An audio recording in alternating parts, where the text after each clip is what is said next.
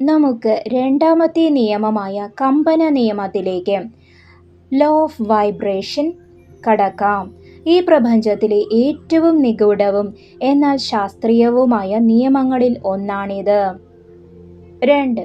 കമ്പന നിയമം, law of vibration.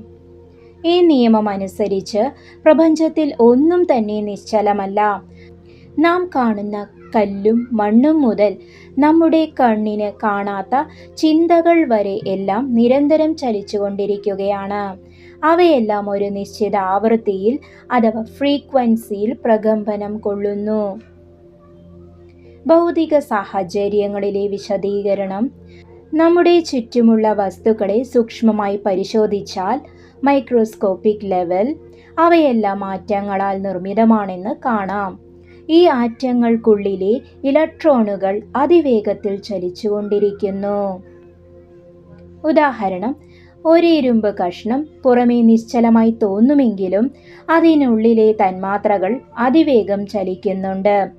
പ്രകാശം, ശബ്ദം, താപം എന്നിവയെല്ലാം വ്യത്യസ്ത ആവൃത്തിയിലുള്ള കമ്പനങ്ങളാണ്. നാം കേൾക്കുന്ന സംഗീതം ഉയർന്ന ഫ്രീക്വൻസിയിലാണെങ്കിൽ അത് നമുക്ക് സന്തോഷം നൽകുന്നു. എന്നാൽ അരോചകമായ ശബ്ദം നെഗറ്റീവ് ഫ്രീക്വൻസിയായി അനുഭവപ്പെടുന്നു. ആത്മീയമായ വിശദീകരണം. ആത്മീയമായി നോക്കിയാൽ നമ്മുടെ ചിന്തകളും വികാരങ്ങളും ഊർജരൂപത്തിലുള്ള കമ്പനങ്ങളാണ്. ഭയം, ദേഷ്യം, അസൂയ എന്നിവ താഴ്ന്ന ആവൃത്തിയിലുള്ള ലോ വൈബ്രേഷൻ കമ്പനങ്ങളാണ്.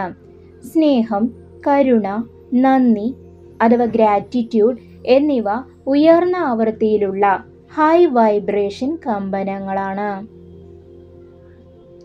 സാരം: നീ ഏതു തരം ചിന്തകളിലാണോ മുഴുകുന്നത്, നിന്റെ ശരീരവും മനസ്സും ആ ഫ്രീക്വൻസിയിലേക്ക് മാറുന്നു. അതുകൊണ്ടാണ് ക്ഷേത്രങ്ങളിലും മറ്റും പോകുമ്പോൾ അവിടെയുള്ള മന്ത്രധ്വനികളുടെയും ഭക്തിയുടെയും ഉയർന്ന വൈബ്രേഷൻ നമുക്ക് സമാധാനം നൽകുന്നത്. ജീവിതത്തെ നയിക്കാനുള്ള ഗുരുദർശനങ്ങൾ. നിന്റെ ജീവിതത്തിൽ ഈ നിയമം പ്രായോഗികമാക്കാൻ ഇനി പറയുന്നവ ശ്രദ്ധിക്കുക. 1. വാക്കുകൾ ശ്രദ്ധിക്കുക. നീ ഉച്ചരിക്കുന്ന ഓരോ വാക്കിനും ഒരു കമ്പനമുണ്ട്. എപ്പോഴും മംഗളകരമായ വാക്കുകൾ സംസാരിക്കുക. അത് നിനക്ക് ചുറ്റും ഒരു പോസിറ്റീവ് ഊർജവലയം സൃഷ്ടിക്കും. 2. ഭക്ഷണത്തിൻ്റെ ശുദ്ധി. നീ കഴിക്കുന്ന ഭക്ഷണത്തിനും വൈബ്രേഷനുണ്ട്.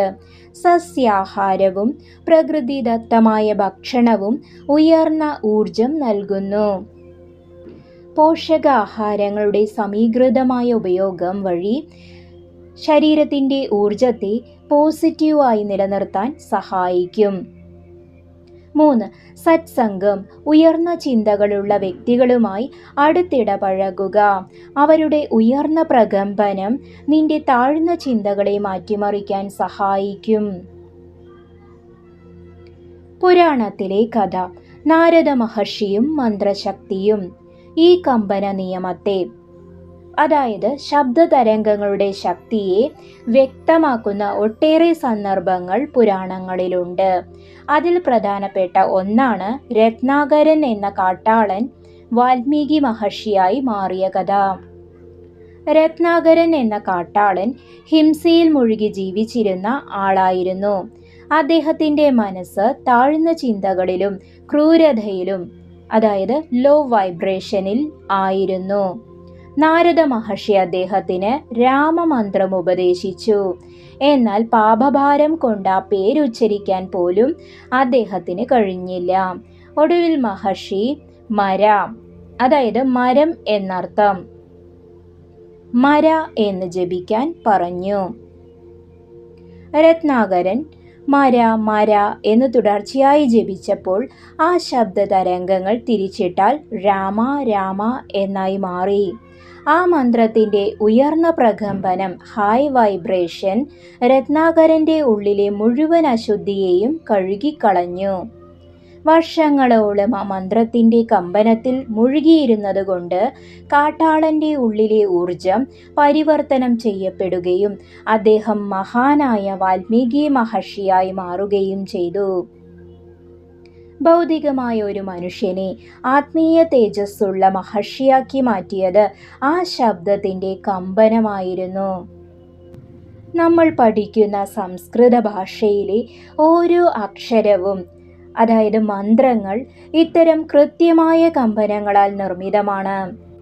അത് നമ്മുടെ പഠനത്തെ കൂടുതൽ അർത്ഥവത്താക്കും. കമ്പന നിയമം, ലോ ഓഫ് വൈബ്രേഷൻ, പ്രപഞ്ചത്തിൻ്റെ ഹൃദയമിടിപ്പാണ്. ഇതിനെക്കുറിച്ച് കൂടുതൽ ആഴത്തിൽ മനസ്സിലാക്കുന്നത് ആത്മീയ യാത്രയിലും ഭൗതികമായ ലക്ഷ്യങ്ങളിലും വലിയ മാറ്റങ്ങൾ കൊണ്ടുവരും. നമുക്ക് ഇതിൻ്റെ ചില പ്രായോഗിക വശങ്ങളും ശാസ്ത്രീയ അടിത്തറയും കൂടി പരിശോധിക്കാം. 1. മനസ്സിൻ്റെയും വികാരങ്ങളുടെയും ആവൃത്തി, ദ സ്കെയിൽ ഓഫ് കോൺഷ്യസ്നെസ്. നമ്മുടെ ഓരോ വികാരത്തിനും ഓരോ ഫ്രീക്വൻസി ഉണ്ട്. താഴ്ന്ന കമ്പനങ്ങൾ, ലോ വൈബ്രേഷൻസ്, ഭയം, ഫിയർ, ദേഷ്യം, ആങ്കർ, കുറ്റബോധം, ഗിൽറ്റ്, അസൂയ, ഈ വികാരങ്ങളിൽ നാം മുഴുകിയിരിക്കുമ്പോൾ നമ്മുടെ ഊർജം ചോർന്നു പോകുകയും ശാരീരികമായ അസുഖങ്ങൾക്കും മാനസികമായ തളർച്ചയ്ക്കും കാരണമാവുകയും ചെയ്യുന്നു. ഉയർന്ന കമ്പനങ്ങൾ, ഹൈ വൈബ്രേഷൻസ്, സ്നേഹം, കരുണ, സന്തോഷം, നന്ദി അഥവാ ഗ്രാറ്റിറ്റ്യൂഡ്. നീ എപ്പോഴും നന്ദി പറയുന്ന ശീലം വളർത്തിയെടുത്താൽ നിന്റെ ആന്തരിക കമ്പനം പെട്ടെന്നുയരും. ഉയർന്ന കമ്പനത്തിലുള്ള ഒരാൾക്ക് ചുറ്റും എപ്പോഴും ശുഭകരമായ കാര്യങ്ങൾ സംഭവിക്കുന്നു. 2. ശബ്ദവും മന്ത്രവും, ദ പവർ ഓഫ് സൗണ്ട്. നമ്മുടെ സംസ്കൃത പഠനം, സംസ്കൃതത്തിലെ ഓരോ അക്ഷരവും പ്രപഞ്ചത്തിലെ ഒരു പ്രത്യേക ഊർജ കേന്ദ്രത്തെ ഉണർത്താൻ ശേഷിയുള്ളതാണ്. ഓം പ്രപഞ്ചത്തിൻ്റെ ആദിമമായ കമ്പനമാണ് ഓംകാരം.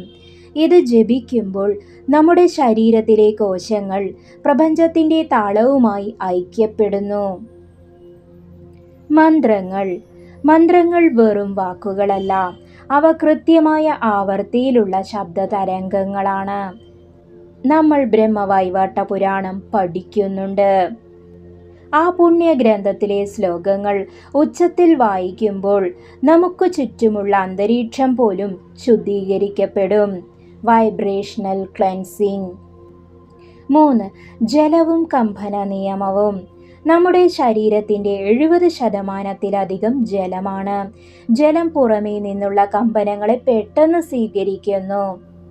ഉദാഹരണം, പ്രശസ്ത ശാസ്ത്രജ്ഞനായ ഡോക്ടർ മസാരു ഇമോട്ടോ നടത്തിയ പരീക്ഷണങ്ങളിൽ നല്ല വാക്കുകൾ, അതായത് സ്നേഹം, നന്ദി, കേൾപ്പിച്ച വെള്ളത്തിലെ തന്മാത്രകൾ മനോഹരമായ സ്ഫടിക രൂപങ്ങൾ ക്രിസ്റ്റൽസ് കൈവരിക്കുന്നതായും ചീത്ത വാക്കുകൾ കേൾപ്പിച്ച വെള്ളം വികൃതമായി മാറുന്നതായും കണ്ടെത്തിയിട്ടുണ്ട്. അതുകൊണ്ട് നീ കുടിക്കുന്ന വെള്ളത്തോടും കഴിക്കുന്ന ഭക്ഷണത്തോടും അല്പം നന്ദി പ്രകടിപ്പിച്ചുകൊണ്ട് കഴിക്കുക. അത് നിന്റെ ആരോഗ്യത്തെ, ആയുർവേദിക് ഹെൽത്തിനെ അത്ഭുതകരമായി മെച്ചപ്പെടുത്തും. ജീവിതത്തിൽ ഇതെങ്ങനെ പ്രയോഗിക്കാം? ഗുരുസ് അഡ്വൈസ്. 1. പ്രഭാതവന്ദനം. രാവിലെ എഴുന്നേൽക്കുമ്പോൾ തന്നെ ഇന്ന് നല്ലൊരു ദിവസമാണ്, പ്രപഞ്ചത്തിന് നന്ദി എന്ന് ചിന്തിക്കുക. ഇത് നിന്റെ അന്നത്തെ കമ്പനത്തെ പോസിറ്റീവായി സെറ്റ് ചെയ്യുന്നു. 2. സംഗീതം. ശാസ്ത്രീയ സംഗീതമോ ഭക്തിഗാനങ്ങളോ കേൾക്കുന്നത് നിന്റെ വൈബ്രേഷൻ ഉയർത്താൻ സഹായിക്കും. അവ നിന്റെ മനസ്സിനെ ഭക്തിയുടെ ഉന്നത തലത്തിലേക്ക് എത്തിക്കും.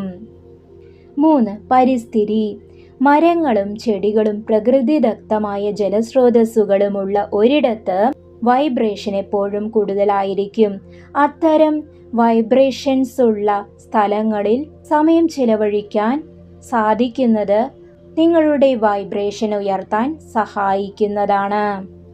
ഇത്തരം സാഹചര്യങ്ങളിൽ കഴിയുന്നത് മനുഷ്യൻ്റെ മാനസികാരോഗ്യം വർദ്ധിപ്പിക്കുന്നത് ഈ കമ്പന നിയമം വഴിയാണ്. ഉപനിഷത്തിലെ ഒരു പാഠം. തൈത്തിരീയ ഉപനിഷത്തിൽ പൊരുളിനെ കുറിച്ച് പറയുമ്പോൾ ശബ്ദത്തെ ബ്രഹ്മമായി ശബ്ദബ്രഹ്മം കാണുന്നു. പ്രപഞ്ചം മുഴുവൻ ചലനാത്മകമാണെന്നും, അതായത് ജഗത്ത് ചലിക്കുന്നത്, ആ ചലനമാണ് ഊർജമെന്നും നമ്മുടെ പൂർവികർ കണ്ടെത്തിയിരുന്നു. നിന്റെ ഉള്ളിലെ ആ ചൈതന്യത്തെ ശരിയായ രീതിയിൽ ചലിപ്പിക്കുക, വൈബ്രേറ്റ് എന്നതാണ് നിന്റെ ലക്ഷ്യം.